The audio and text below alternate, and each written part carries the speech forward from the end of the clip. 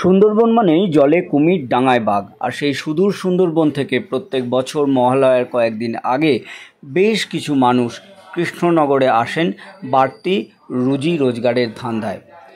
এই মানুষগুলি কৃষ্ণনগরের প্রতিমা শিল্পীদের ঘর থেকে দুর্গা প্রতিমা গাড়িতে তুলে দেওয়া এবং সেই গাড়িতে চড়েই সেই দূরবর্তী স্থান যেখানে প্রতিমাটি যাবে সেখানে গিয়ে প্রতিমাটিকে মণ্ডপে স্থাপন করে দিয়ে তারপরে ফিরে আসেন।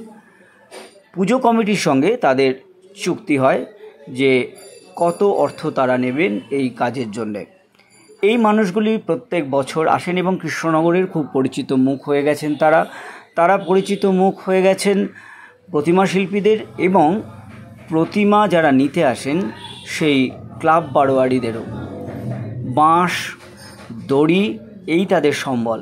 আর একটি জিনিস আছে, তাদের শক্ত সুঠাম শরীর এবং তাদের শক্তি, এই নিয়েই কিন্তু তারা কাজটা করেন। প্রত্যেক বছর তারা ষষ্ঠীর দিন ফিরে যান। একটা তাগিদে তারা আসেন। এই সময় ওই অঞ্চলে চাষবাস এগুলো একটু কম থাকে, চাপ কম থাকে, তাই তারা এই কাজের জন্য চলে আসেন। এক একজন দীর্ঘদিন ধরে কিন্তু আসছেন। মূলত তিনটি ভাগে ভাগ হয়ে তারা কৃষ্ণনগরে থাকেন। এই যে ভাগটি দেখছেন, এখানে 36 জন লোক রয়েছে।